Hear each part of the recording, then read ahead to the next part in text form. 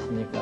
오늘은 좋은 교회로 가는 길 세 번째 시간, 말씀의 사람들의 교회, 이런 주제로 같이 공부하며 한 시간을 지내겠습니다.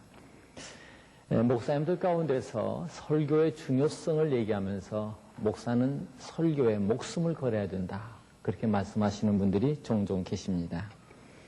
1998년 한미준이라고 하는 그런 그룹이 있는데, 한국 교회의 미래를 위한 준비하는 모임, 그런 뜻을 가지고 있습니다. 거기에서 한국 갤럽 조사 보고서를 통해서 성도들이 교회를, 자기 나가는 교회를 선택한 그 이유를 집어봤습니다.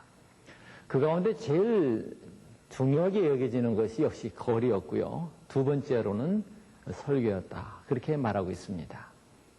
또 성장하는 교회들을 대상으로 그런 조사를 해봤습니다. 이 교회가 왜 성장하느냐 하고 조사했는데, 거기서 또 1위를 한 그런 항목은 성도들의 열심 있는 전도다, 그렇게 말하고 있고요. 그 부분에서도 상당히 많은 수요가 목사님의 설교가 그런 역할을 하고 있다, 그렇게 말씀하고 있었습니다. 또 우리 개신교인들이 자기 목사님에 대한 여러 가지 바라는 설교 내용, 그 내용 가운데서 가장 첫째 되는 항목이 뭐냐면 성경 말씀을 듣기를 원한다. 그 가운데는 크리스천의 자세, 현실 생활, 그런 문제에 응답한 이도 있었습니다만은 절대 다수가 설교를 통해서 성경 말씀을 듣기를 원한다, 그렇게 응답하고 있었습니다. 또 자기 교회 목사님의 만족도를 평가할 때도 가장 지배적인 거, 가장 중요한 문제가 역시 설교력이다, 그렇게 표현하고 있었습니다. 여기까지 보면 우리 개신교인들의 말씀을 사모하는 그런 열정이 대단하다 하는 생각을 가질 수 있을 것 같습니다. 그런데 꼭 그렇지만은 않다 할 만한 그런 사건이 있습니다. 한 분 어느 분이 저한테 그래요. 아마 목회자들이 모인 사석에서 있었던 얘기인 것 같은데, 실제 있었던 일인지는 모르겠습니다. 우리나라 교회의 성도들을 대상으로 주일날 예배 후에 교회 문을 나서는 그런 성도들 대상으로 한 출구조사를 해보니까 성도들의 90%가 그날 목사님이 어떤 말씀을 가지고 설교했는지 그 설교 본문을 모르고 있었다 하는 그런 얘기였습니다. 저는 그 얘기를 들으면서 우리 교회는 안 그러겠지, 설마 우리 교회는 그렇지 않잖아 하는 생각을 가졌습니다. 그리고 그 다음 주간에 있었던 그 교인들이 모여서, 우리 교회 교인들이 모여서 성경 공부하는 그룹 5명이 모여서 하는 그룹을 제가 인도하고 있었는데요. 거기에서 한번 질문해 봤습니다. 지난 주일날 제가 설교했을 때 그 본문이 뭡니까? 질문했는데 그 5분 가운데서 4분은 전혀 강감이었습니다. 그 본문이 구약인지 신약인지도 모르겠었고요. 그 중에 한 분이 신약이라고 말하면서 그때 본문을 어떻게 택했느냐면 로마서 7장 말미에서 로마서 8장 전반부를 했습니다. 그때 목사님 본문이 로마서인데 어느 장인지는 잘 모르겠고 7장 한 장 끝부분에서 그 다음 장 머리까지 이렇게 걸쳐서 했습니다. 그렇게 말씀을 해줬습니다. 저는 그래서 우리 교우들 전혀 대답하지 못한 네 분들을 향해서 사오정이로구만, 제가 그랬습니다. 그랬더니 그 중에 한 분이 그래요. 저를 바라보면서 사오정이 뭔데요? 하고 질문하더라고요. 그래서 제가 그 사오정이 뭔들 모르는 바로 당신이 사오정인 것 같습니다, 그렇게 얘기하면서 같이 웃은 일이 있습니다. 오늘 저는 이 시간에 2가지 사항을 부탁하고 싶습니다. 첫째로는 성경을 읽으십시오. 그리고 배우며 연구하십시오. 또 둘째로 부탁하고 싶은 것은 성경 말씀, 하나님 말씀에 순종하십시오. 그것이 바로 말씀의 삶이 되는 것입니다. 먼저 성경 한 군데 같이 한번 읽어보겠습니다. 디모데 후서 3장 14절에서 15절까지를 우리 천천히 같이 한번 읽어보겠습니다. 그러나 너는 배우고 확신한 일에 거하라. 내가 네게서 배운 것을 알며 또 내가 어려서부터 성경을 알았나니 성경은 능히 너로 하여금 그리스도 예수 안에 있는 믿음으로 말미암아 구원에 이르는 지혜가 있게 하느니라. 오늘 말씀 머리에 보면 너는 배우고 확신한 일에 거하라. 즉 하나님 말씀 성경을 배워라. 이렇게 말씀하고 있습니다. 배운다는 개념 이전에 저는 여러분들이 성경을 읽으시기를 바랍니다. 성서신학자인 권성수 교수가 쓴 성서 해석을 읽다 보니까 그분이 이런 말 하고 있더라고요. 짐승들 가운데 굶으면서 견딜 수 있는 그 일수가 나와 있었습니다. 그분이 제시하고 있는 걸 보니까 새는 9일을 굶어도 살 수 있다. 그렇게 말하고 있었습니다. 또 개는 20일까지는 굶을 수 있다. 그렇게 말했습니다. 그런가 하면 거북이는 500일, 엄청나게 길죠. 500일까지 굶을 수 있고 뱀은 더 깁니다. 뱀은 800일 동안 굶을 수 있다. 또 더 긴 게 있어요. 물고기는 1000날을 굶어도 살 수 있다.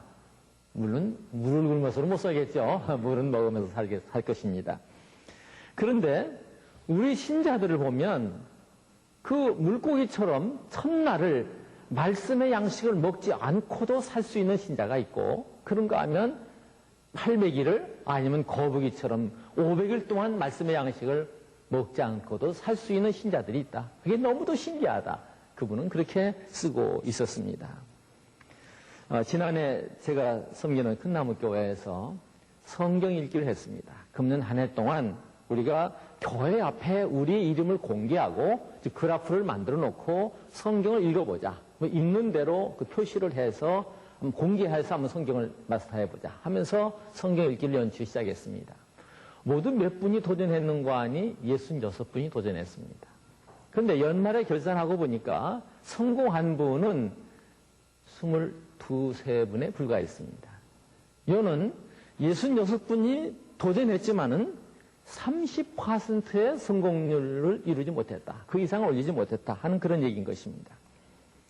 사실 이런 얘기를 할 수 없는 것이 저 자신도 예수님을 믿는다고 교회에다가 이름을 등록한 후에 20년이 지난 다음에 성경을 한번 읽어보고 있습니다. 물론 성경을 창세기에서 요한계시록까지 쭉 읽는 것만이 중요한 것은 아닙니다. 그럼에도 그 일, 적어도 예수 믿는다고 하면 한 번쯤 읽어야 되겠죠. 최소한 한 번쯤은 읽어야 되지 않겠습니까? 제가 그걸 이루는 거가 20년이 지난 다음에요. 특별히 어느 목사님의 자극을 받고 내가 성경을 꼭 읽어야지 그렇게 결심을 하고 나서 그 성경 한 번 읽는 것을 성공하는 데까지 걸린 기간이 10년이 넘습니다. 그러니까 성경 읽는 것이 그렇게 쉽지는 않더라고요. 그렇다고 제가 성경을 안 읽었느냐? 읽었습니다. 매년 창세기도 읽었고요. 마태복음도 읽었습니다. 창세기 읽고 그 다음에 출애굽까지 못 가고 그 다음에 읽을 때 또 창세기 또 읽습니다. 마음 생각하기는 지난번에 읽었으니까 출애굽기부터 읽을까 생각하다가도 그것도 읽었다고 그러느냐? 꼭 성령님께서 마음이 꾸짖는 것 같아요. 다시 창세기. 그래서 제가 10여 년 동안 창세기하고 마태복음을 참 많이 읽었습니다. 창세기 마태복음은 아주 많이 잘 알고 있습니다. 많은 사람들이 성경 읽는 것을 그토록 어려워합니다. 그래서 아마 제 생각에는 우리나라 신자들 다 모아놓고 손들라 하면 아무리 좋게 봐도 성경 창세기에서 요한계시록까지 다 읽은 분이 50%를 넘지 못할 거다. 저는 그렇게 확신하고 있습니다. 그러면 왜 이 성경을 못 읽는가? 왜 그토록 읽는 일을 어렵게 여기는가 하는 것을 생각해 봤습니다. 저는 첫째로는 부피 때문이라 생각합니다. 그나마 우리 성경책을 보면은 거의 떼지도 않냐고 아주 빼곡히 줄바꿈이 거의 없이 빼곡히 채워져 있습니다. 막 그것만 봐도 막 지대 겁을 먹는 게 아닌가 하는 생각을 듭니다.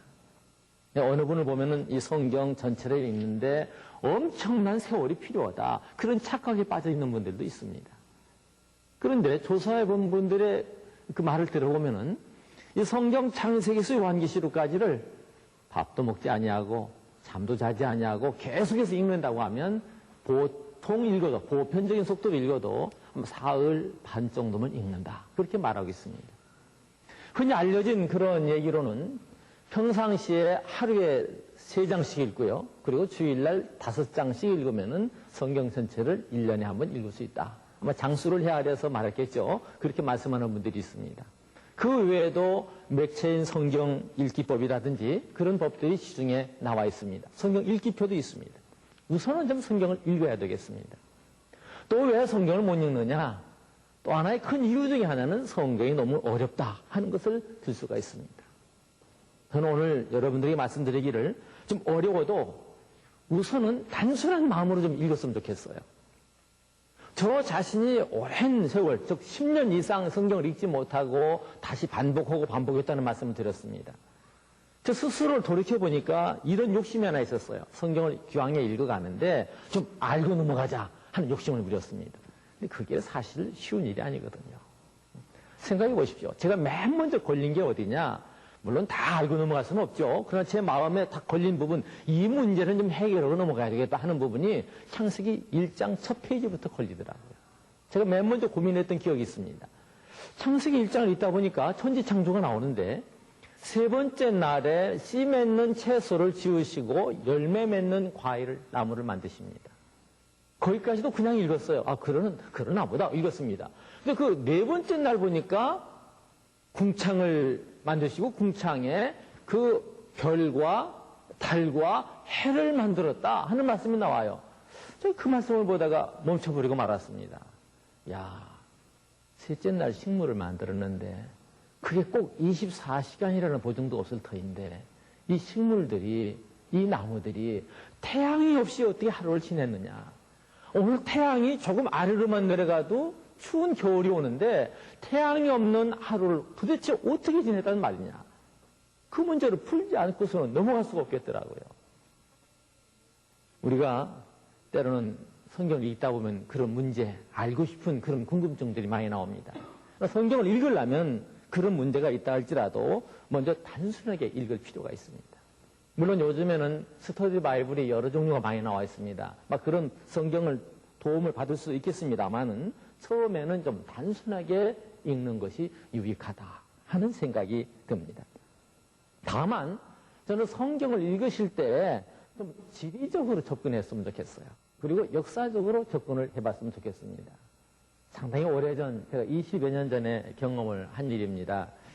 제가 어린아이들을 지도할 때입니다. 지도할 때 어린아이들에게 성경을 가르치면서 좀 지리적인 위치를 좀 확인해주고 싶다 하는 그런 생각이 갑자기 들었습니다. 그래서 제가 마침 그때 흑판이 있어서 거기다 그림을 하나 그렸습니다. 아주 단순한 그림을 그렸죠.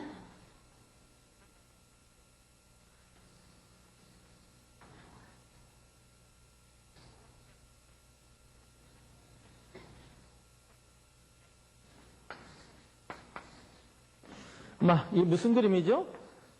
예, 세계지도를 그렸습니다.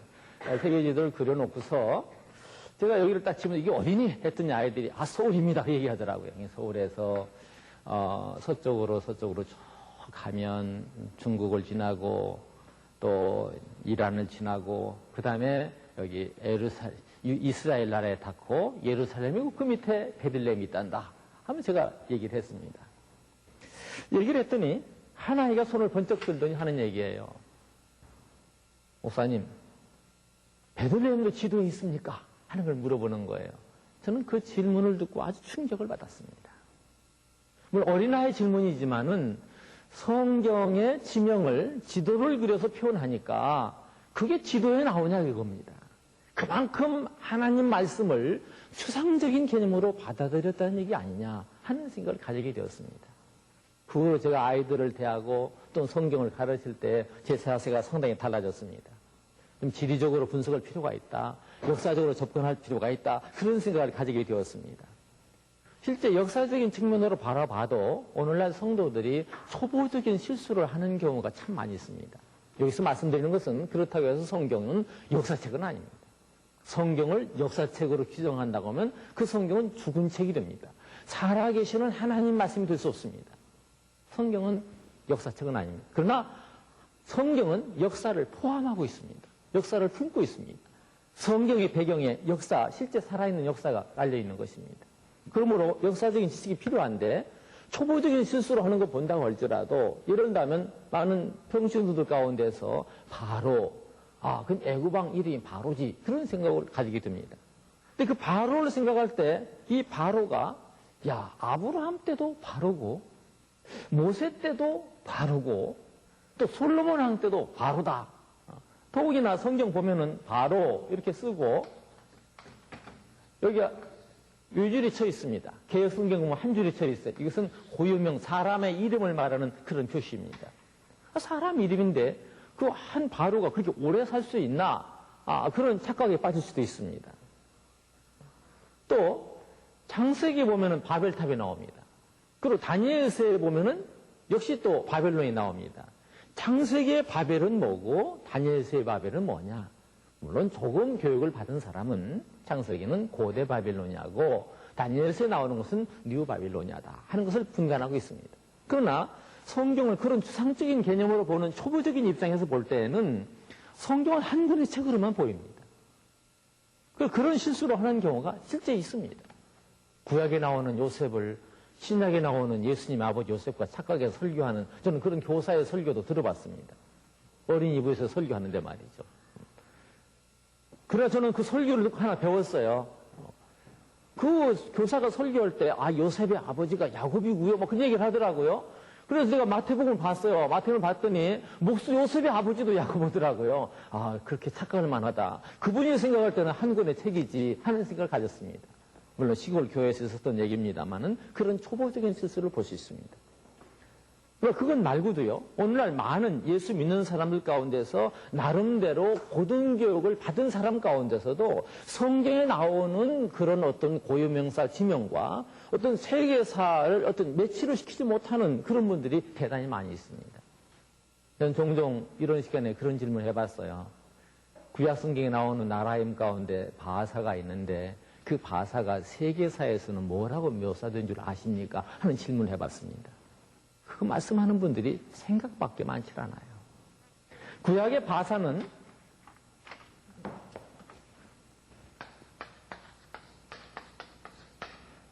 영어로 표시될 때는 우리가 흔히 말하는 페르시아입니다. 역사 속에 그렇게 큰 비중을 차지하고 있는 그 페르시아가 우리 구약 성경에서 바사로 묘사되었다. 그것 자체를 모르는 분들이 생각밖에 많이 있습니다. 여러분들이 한번 조사를 해보십시오. 또 신약 성경에 나오는 로마의 왕 이름으로 가이사가 나옵니다.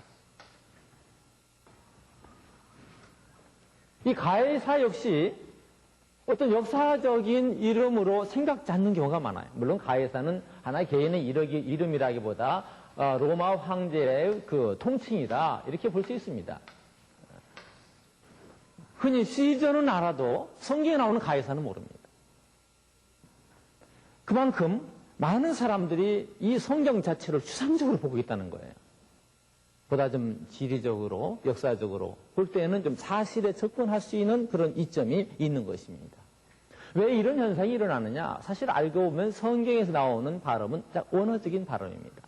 우리가 배운 그런 학문들은 다분히 영어 영향권의 영향을 받고 있어요. 그렇기 때문에 성경에 나오는 지명을 실제 역사와 이렇게 비교해서 생각하지 못하는 경우가 너무도 많이 있습니다. 또 큰 문제 중에 하나는 오늘날 신학교에서 교육하는 현장에도 가보면 신학교에서도 물론 신학학부 1학년 때 세계사 공부를 합니다. 근데 그 세계사 공부를 가르치는 분은 성경을 연구한 신학자가 아니에요. 일반 세계사를 연구한 외부 강사가 와서 그 시간을 가르치고 있는 경우가 신학교의 대부분의 상황입니다.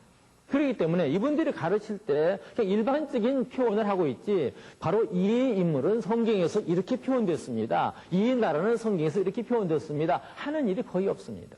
다행스럽게 요즘 그래도 영어 성경을 영어 성경을 보는 분들이 많이 있기 때문에 그래도 그런 면에서 많이 해소가 되었습니다만은 아직도 이 성경의 어떤 역사적인 지리적인 접근을 하지 못하고 추상적인 개념에서 너무도 어렵게 여기는 이들이 참 많이 있습니다. 그러므로 여러분들이 성경을 읽으실 때에는 저는 성경의 역사적인 줄기를 찾아서 읽으실 것을 권해드리고 싶은 것입니다. 그럼 성경을 읽는 거 왜 읽습니까? 성경을 읽는 것은요, 말씀의 삶을 살기 위해서 읽는 것입니다.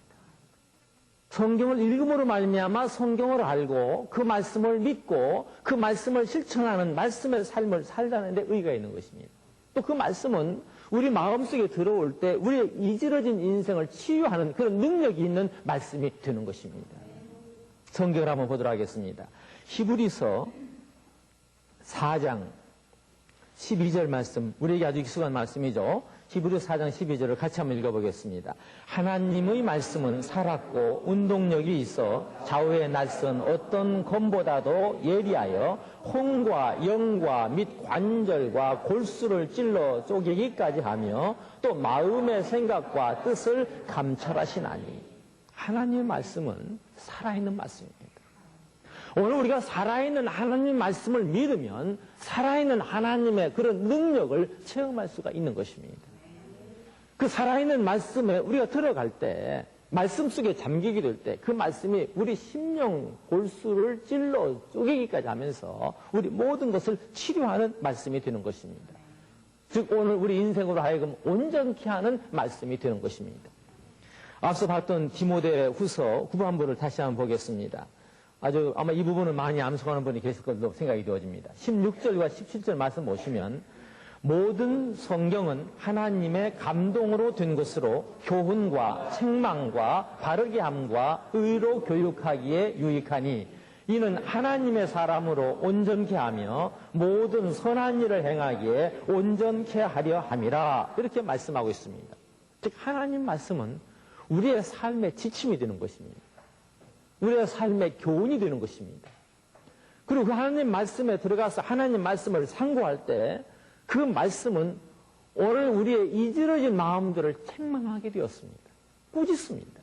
그리고 꾸짖는 데도 그치는 말씀이 아니라 바로 세움과 바로 세우는 말씀이 되는 것입니다.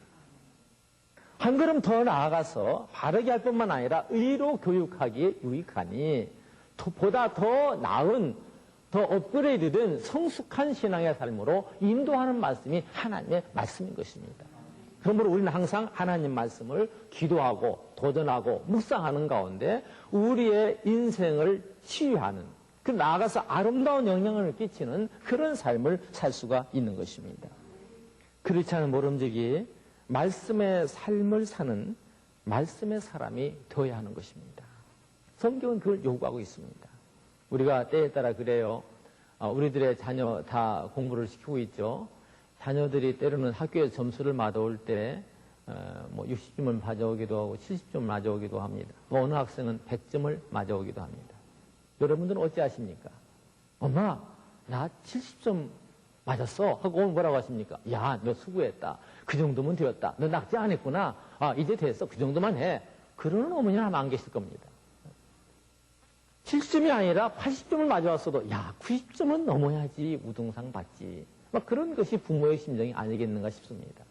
그런데 영적인 면에서 우리 스스로를 놓고 볼 때도 오늘 우리 스스로도 더 나은 점수를 위해서 힘쓰는, 그럼 보다 더 성숙한 신자가 되기 위해서 힘쓰는 그런 삶을 사셔야 되는 것입니다.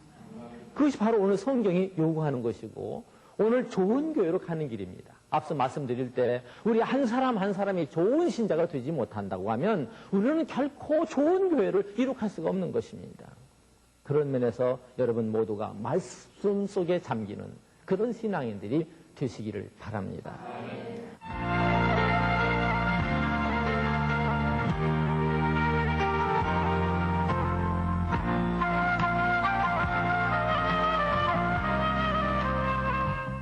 하나님 말씀을 뭐로 읽습니까? 하나님 말씀을 오늘 우리는 눈으로 읽습니다. 또 입으로 읽습니다. 그러나 이 말씀을 눈으로 읽고 입으로 읽는 것을 멈춰서는 아무런 의미가 없습니다. 어느 사람 말해요. 하나님 말씀을 머리로 읽어라. 그렇게 말합니다. 머리로 읽어야 그 말씀을 이해할 수 있다는 것입니다. 그것도 끝이 아닙니다. 가슴으로 읽어라. 이렇게 요구합니다. 하나님 말씀을 이해할 뿐만 아니라 가슴으로 느껴라. 하나님 말씀으로 내 가슴을 적셔라. 이렇게 요구하고 있는 것입니다. 그러나 그것도 끝이 아닙니다. 오늘 우리는 하나님 말씀을 몸으로 읽는, 몸으로 사는 그런 삶을 살아야 됩니다. 믿는 자에게는 당연한 그런 삶이 있어야 되는 것입니다. 야고보서를 보면은 거기에 행함이 무던히도 강조되어 있습니다. 그래서 종교개혁자로 널리 알려져 있는 마르틴 루터 같은 분은 믿음을 강조하는 분인데 의인은 믿음으로 말미암아 살리라 하고 일어난 분인데 야고보서를 보면 행함이 지나치게 강조되었다고 생각이 들어서 야고보서는 지푸라기 서신이다 하면서 평가절하했습니다. 그러나 오늘날 많은 성서신학자들은 그렇게 보질 않습니다. 즉 믿음이라는 부분과 이 실천 행함이라는 부분은 결코 떼어놓을 수 없는 부분이라는 것이죠. 동전의 앞뒷면만 같다 이렇게 얘기하고 있는 것입니다. 오늘 우리는 말씀을 사는 그런 성도가 되어야 됩니다. 제 목표를 쭉 한번 우리 교회에서 목표를 한번 정리해 볼 기회가 있었는데 제 목표를 스스로 평가하기를 저는 생활 목표다 그런 말을 한번 써본 적이 있습니다. 저는 목회 시작하는 초기 20여 년 전부터 거짓말을 하지 말자 하는 얘기를 좀 많이 했습니다. 근데 설교할 때도 거짓말 하지 맙시다 하고 설교를 하고 나면 끝난 다음에 반응이 그래요. 신앙생활 처음 시작하는 분들은요, 그걸 당연스럽게 받아들이시는 것 같아요. 아, 예수 믿는 사람은 거짓말 하지 말아야죠 하는 생각을 하는 것 같았습니다. 그런데 신앙생활을 오래 한 분일수록 아주 태연스럽게 저한테 와서 웃으면서 말씀합니다. 목사님, 아이 세상에 거짓말 않고 어떻게 사십니까? 하는 그런 얘기를 해요. 그리고 또 태연스럽게 웃어버립니다. 그럴 때 때로는 저도 더불어 웃었습니다만 마음이 참 아팠습니다. 성경에 보면은 거짓의 아비는 마귀다. 요한복음 8장 44절은 요약하면 그렇게 표현되어 있습니다. 마귀는 처음부터 범죄한 자인데 그 범죄가 뭡니까? 사람을 꼬이는 일이었습니다. 거짓말하는 일이었습니다. 이 거짓의 아비는 마귀라 하겠습니다. 오늘 우리 그리스도인들은 말씀의 삶을 살아야 됩니다. 그리스도의 자녀적인 삶을 살아야 됩니다. 우리가 거짓을 행한다고 하면 그건 역시 우리 스스로의 신분을 마귀의 자녀로 끌고 가는 그런 어리석은 행위가 되지 않겠나 그렇게 볼 수가 있는 것입니다. 때로는 교회에서도 그래요. 교회의 유익을 위한 거짓말은 괜찮다 하는 의식도 있는 것 같아요. 좀 그런 면에서 어느 면에서 좀 고질병처럼 이렇게 번져 있는 그런 사건들도 많이 있습니다. 일일이 집어서 말하기 부끄러운 그런 일들도 교회 안에서 많이 벌어지고 있습니다. 교회가 유익하면 하나님을 위한 일이니까 교회를 위한 거짓말은 괜찮다 하는 그런 의식입니다. 그러나 저는 거짓말 하지 말자 할 때 앞서 말씀드렸던 통상적인 그런 거짓말도 하지 말자. 또 흰색 거짓말, 하나님께서 하나님이라고 하는데 마귀의 수단이요 방법인 그 거짓까지 동원할 필요가 있겠는가? 그런 흰색 거짓말도 하지 말자 하는 생각을 가지게 되었습니다. 어느 날 한경진 목사님 코럼을 보니까 거기 한경진 목사님도 흰색 거짓말이라는 얘기를 논하면서 그런 거짓말도 합당한 일은 아니다. 그렇게 쓰고 있어서 대단히 반가운 일이 있었습니다. 반갑기도 했었습니다. 또 거짓말 가운데는 제가 허용하는 거짓말 하나 있습니다. 유머입니다. 저는 그 거짓말을 왜 허용하는 거 아니에요? 그 거짓말은 아무리 해도 속아 넘어가질 않아요. 그런 거짓말 정도는 웃으면서 하는 것이니까 이해될 수 있는 일 아니겠는가 하는 생각입니다. 제가 흉내는 못 냅니다만은 요즘에 텔레비전 화면에 보면 그런 거짓말 많이 나오죠. 연변에는 500년 묵은 오리도 있고, 1000년 묵은 뭣도 있고, 그러는데, 500년 묵은 오리가 어디가 있겠습니까? 1000년 묵은 뭐가 어디가 있겠습니까? 그 정도는, 글쎄요, 제가 연변을 안 가봐서 잘 모르겠습니다만은, 그런 건 유머죠. 그런 얘기 들으면서 같이 웃자는 얘기입니다. 그런 것까지 거짓말로 규정할 필요는 있겠는가 하는 생각이었습니다. 거짓은 마귀 사탄의 도구입니다. 우리의 생활 속에서 분명히 뿌리 뽑아 버려야 될 그런 사항인 것입니다. 그런데 거짓말을 안 하고 산다. 그렇게 살다 보니까요. 그 에피소드가 많이 생겨요. 그만큼 오늘 우리가 말씀에 성실하지 못하다. 그만큼 진실하게 살지 못하고 있다 하는 것을 입증하는 것과 같았습니다. 앞서 제가 목회 초기에 그런 주장을 했다고 말씀드렸는데 제가 한 성도의 가정을 신방을 했습니다. 그 신방의 시간이 마침 오후 2시쯤 됐어요. 그 가정을 들어가면서 제가 인사했습니다.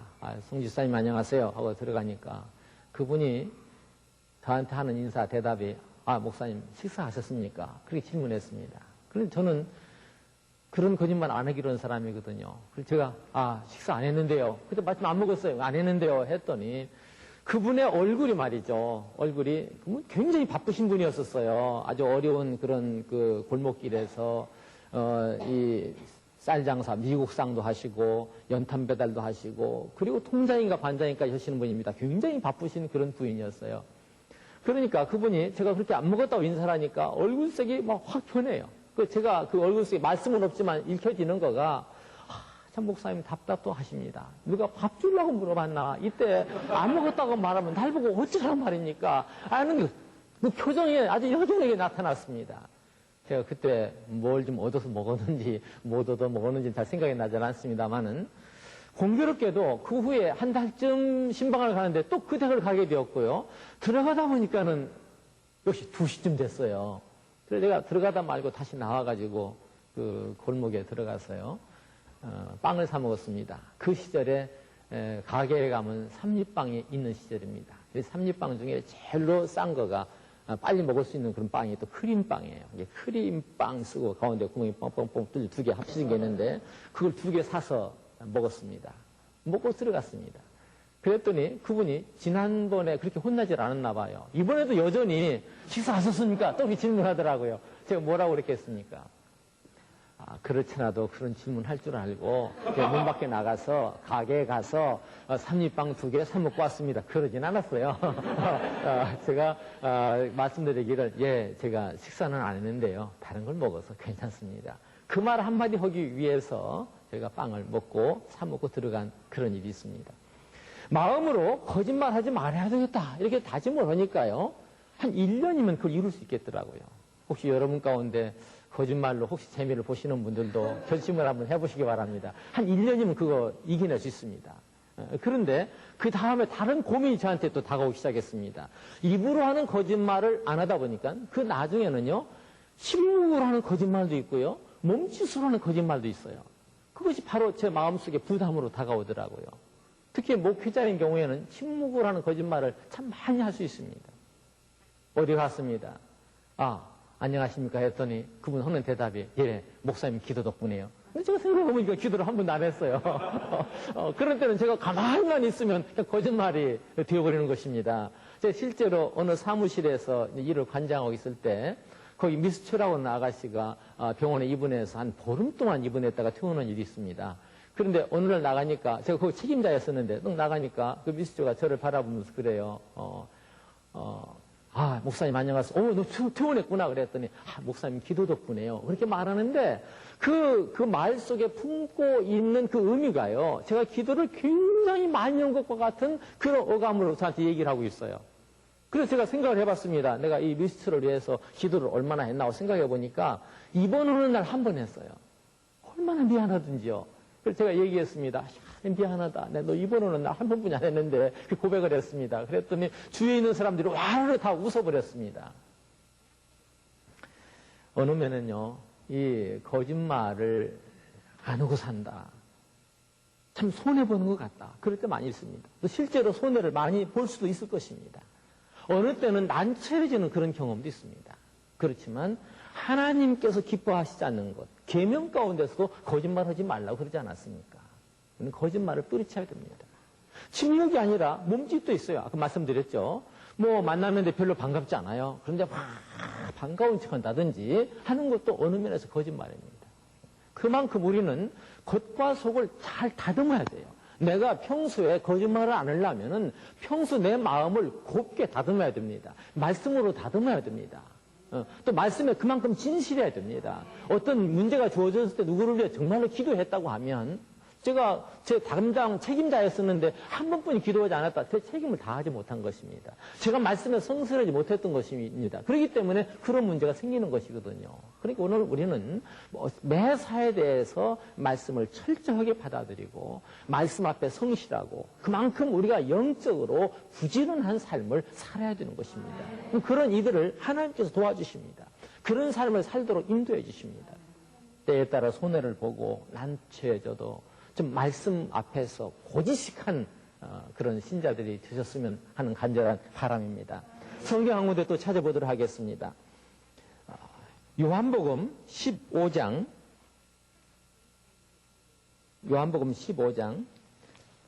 7절 말씀입니다. 같이 한번 읽어보시겠습니다. 요한복음 15장 7절 말씀을 같이 한번 읽어보시겠습니다.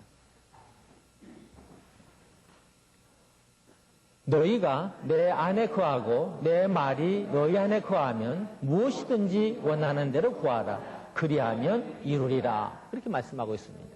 너희가 내 안에 거하고 내 말이 너희 안에 거하면, 어떻게 주님의 말씀이, 하나님 말씀이 우리 안에 거할 수 있겠습니까? 그 하나님 말씀이 우리 안에 거한다 하는 이런 표현은 그 말씀에 그만큼 성실하다는 것입니다. 생활 가운데 말씀을 접수했다는 것입니다. 그것이 바로 요한복음 15장은 내가 참 포도나무요 내 아버지는 그 농부라 이렇게 시작하고 있는데, 포도나무에 붙어있는 그런 가지가 될 수 있는 것입니다. 그러므로 하나님 말씀을 읽는 것은 우리 그리스도인들에게 있어서 의무인 것입니다. 너무도 당연한 것입니다. 그리고 그 말씀에 성실한 삶을 사셔야 되는 것입니다. 그렇게 순종의 삶을 사셔야 되는 것입니다. 그렇게 말씀의 삶을 사셔야 되는 것입니다. 말씀 마태복음 7장에 보시면은 반석 위에 지은 집, 모래 위에 지은 집이 나옵니다. 거기에서 나오는 말씀이 뭡니까? 반석 위에 지은 집이 뭡니까? 말씀의 성실한 삶을 사는 것입니다. 기록되어 있는 말씀을 보시면은 나의 이 말을 듣고 행하는 자는, 그렇게 말하고 있습니다. 이 말을 듣고 행하는 자는 그 집을 반석 위에 지은 집 같다. 물론 그렇다 할지라도 때로는 풍랑을 만납니다. 그러나 말씀 위에 세워진 그 집은요, 어떠한 풍랑을 만나도 결코 흔들리지 않습니다. 넘어지지 않습니다. 말씀에 공부할 수가 있는 것입니다. 그러므로 오늘 우리는 이 말씀을 날마다 친근히 해야 됩니다. 그리고 그 말씀 안에 거하는 삶을 살아야 되는 것입니다. 성경 말씀의 큰 명령이 뭡니까? 저는 두 가지로 얘기를 합니다. 하나는요, 예수를 믿어라 하는 그런 부분입니다. 구약이든 신약이든 그건 마찬가지입니다. 구약은 오신 예수님을 소개하고 있습니다. 신약은 오신 예수님을 소개하고 있습니다. 그 차이일 뿐입니다. 예수를 믿어라, 그렇게 말씀하고 있습니다. 또 하나는요, 예수를 믿는 사람답게 살아라, 그렇게 말씀하고 있습니다. 성경 여기저기를 펴보십시오. 거기는 예수를 믿는 사람답게 살아라 하는 말씀으로 가득 채워져 있습니다. 말씀을 통해서 오늘 우리를 온전케 할 요구로 가득 채워져 있습니다. 모든 성경은 하나님의 감동으로 된 것으로, 이는 교훈과 책망과 바르게 함과 의로 교육하게 유익하니 이는 하나님의 사람으로 온전케 하고 모든 선한 일을 행하기에 온전케 하려 함이라, 이렇게 말씀하고 있는 것입니다. 바른 삶을 요구하고 있습니다. 말씀의 삶을 요구하고 있습니다.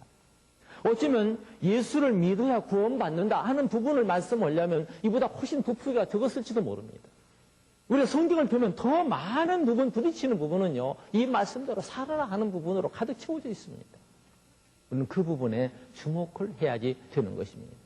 진정 말씀을 믿는 사람이라고 한다면, 예수님의 그 보혈의 공로로 말미암아 구원을 받은 사람이라고 한다고 하면 당연하게 야고보서가 요구하는 대로 그런 행동이 있어야 된다는 것입니다. 그런 삶이 있어야 된다는 것입니다. 이는 이 믿음을 우리가 입술로 공개하는 것이 아니라 우리의 삶을 통해서 이 믿음을 표현해라, 이것이 성경의 요구인 것입니다. 예수님의 말씀도 우리가 주목할 필요가 있습니다. 부자 간원이 쫓아와서 어찌하면 구원을 얻으리까? 예수님께서 뭐라고 말씀하셨습니까? 10계명을 말씀하셨습니다.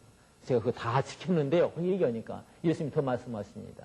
너 있는 거 팔아 가난한 자에게 나눠주고 나에게 와서 나를 따르라, 그렇게 말씀하셨습니다. 물론 우리가 입으로 신앙을 고백할 수 있습니다. 또 이 입으로 신앙을 증거할 수 있습니다. 그러니까 참된 신앙의 고백, 참된 신앙의 증거는 즉 삶이 신앙인, 생활이 신앙인, 그런 삶이 되어야 되는 것입니다. 우리의 삶을 통해서 신앙을 고백하는 말씀의 삶을 사는 그런 성도가 되어야 되는 것입니다. 예수님은 어떤 분이십니까? 천지를 창조하신 말씀이 육신이 되어서 이 땅에 오신 분이 예수님이십니다. 그 예수님께서 오늘 우리에게 요구하기를 나를 따르라, 이렇게 말씀하고 있는 것입니다. 말씀을 읽으십시오. 말씀을 읽는다는 게 얼마나 중요한지 모릅니다. 저는 여러 그 성경 연구하는 추석이 있습니다만은 그 가운데서 우리나라뿐 이상근 목사님이 쓰신 신약 추석을 상당히 사랑합니다. 아주 단순하고 간단하게 써 있어요. 하면서도 쓸 말씀을 다 쓰고 있는 그런 주석책입니다. 제가 상당히 많이 살피는, 옆에 항상 끼고 있는 그런 성경책 중에 하나입니다. 근데 그 이상근 목사님을 글쎄요, 지금부터 한 20년 전쯤에서 배울 기회가 있었습니다. 근데 그분이 말씀하시기를 자기는 성경을 그만큼 아시는 그 성서신학자가 된 것에 대해서 여쭤봤더니 하시는 말씀이에요. 자기는 17살 때 결심을 했다는 거예요. 하루에 일어나가지고 하나님 말씀을 읽기 전에는 다른 글씨를 읽지 말아야 되겠다 하는 결심을 하셨다는 것입니다. 겸손해서 하시는 말씀인지 모르겠습니다만 지금까지 살아오면서 하나님과의 그 약속을 어긴 일은 아마 불과 서너 번에 불과할 것 같다. 그렇게 말씀하고 계셨습니다. 그러면서 말씀하시기를 어느 때는 아침 자기가 잠도 깨기 전에 전보가 오는 일이 있었다고 그래요. 그때에도 이 전보를 받아서 읽기 전에 어느 글씨를 읽기 전에 하나님 말씀을 읽기로 했으니까 전보를 읽기 전에 먼저 약속했던 하나님 말씀을 읽고 그 다음에 전보를 읽었다. 그분이 그렇게 말씀하고 있었습니다. 저는 그 말씀을 들으면서 생각했습니다. 이분이 신학자가 되는, 성서신학자가 되는 출발은 뭐냐? 17살 때 그 결심이었습니다. 내가 하나님 말씀을 읽기 전에는 다른 글씨를 읽지 아니하리라. 어쩌면 단순하게만 여겨지는 그 결심이 그분으로 하여금 평생 말씀 안에서 성실한 목회를 하게 하셨고, 그리고 저로 하여금 성서신학자가 되게 하셨고, 그런 신약 주석을 쓰게 하셨고, 오늘 많은 목회자들에게 도움을 주는 그런 목회자가 되신 게 아니겠는가. 물론 지금은 돌아가셨습니다만은 그분을 종종 저는 생각하게 됩니다. 여러분들이 진정 신자라고 생각한다고 하면 먼저 하나님 말씀을 읽으시게 되기를 바랍니다. 그러면 그 말씀이 오늘 우리를 온전케 할 것입니다. 하나님 말씀을 읽으면 그 말씀이 여러분들을 감동하셔서 그 말씀을 하여금 말씀 안에서의 순종하는 삶을 살게 하실 것입니다. 좋은 교회로 가는 길. 그래서 제가 섬기는 교회에서는 BTBS 큰나무 성경교실을 하는 것을 열어서 여러 가지 강좌를 만들어서 가르치고 같이 연구하는 기회를 가지려고 하고 있는 것입니다. 아무쪼록 우리 모두가 하나님 말씀을 읽으시고 하나님 말씀에 순종하시고 또 그런 프로그램에 열심히 참여하셔서 참으로 말씀의 터 위에 여러분들의 삶을 세우고 오늘 우리가 입술로 증거하는 거 물론 중요합니다만은 우리의 삶을 통해서 예수 그리스도를 증거하는 말씀의 삶을 사는 성도 여러분들이 되시기를 주님의 이름으로 부탁합니다. 감사합니다.